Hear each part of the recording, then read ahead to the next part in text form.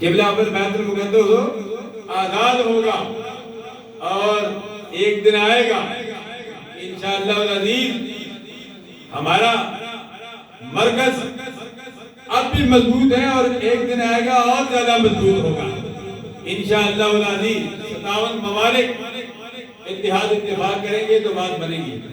مرکز ہمارے بہت سارے ہیں، لیکن سب سے بڑا مرکز ہمارا خانہ کعبہ ہے، اور خانہ کعبہ کا مرکز گنبد خضرا ہے،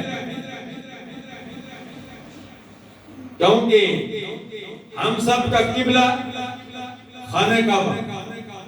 خانہ کعبہ سے پوچھیں تیرا قبلہ کون سے ہے؟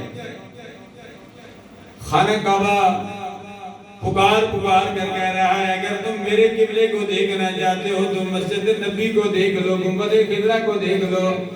امام الانبیاء صلی اللہ علیہ وسلم گنبد خضرا میں آرام فرما رہے ہیں۔ کبھی آپ نے غور و فکر نہیں کیا خانہ کعبہ کا جو پرنالہ ہے جس کو ہم خطیب کعبہ کے اوپر لگا ہوا ہے، جس کو ہم میزاب رحمت کہتے ہیں، جب بارش ہوتی ہے تو جاجے کرام زائرین اس میزاب رحمت کے نیچے کھڑے ہو جاتے ہیں۔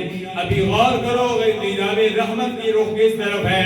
میزاب رحمت کا رخ مسجد نبی کی طرف ہے۔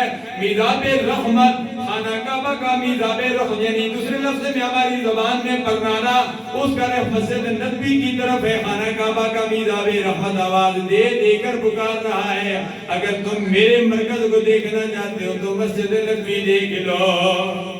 اسی لیے تو گشتہ عشق مصطفیٰ اعلیٰ حضرت عظیم البرکت نے خوبصورت انداز میں ترجمانی کی ہے، فرماتے ہیں حاجیو آؤ شہنشاہ کا روزہ دیکھو، حاجیو آؤ شہنشاہ کا روزہ دیکھو۔ سرکار کا روزہ اس طرف ہے، بیت المقدس بھی اس طرف ہے، سرکار کا روزہ بھی اس طرف ہے، اور میزان رحمت کا جو پرنالہ ہے اس کا رخ گنبد خضرا کی طرف ہے۔ اس لیے تو اعلیٰ حضرت عظیم البرکت فرماتے ہیں اے حاجیو تم حج تو کر چکے ہو، حاجیو آؤ شہنشاہ کا روزہ دیکھو۔ کعبہ تو دیکھ چکے ہو، اب کعبے کا رخ اس طرح ہے، کعبہ تو دیکھ چکے ہو، اب کعبے کا کعبہ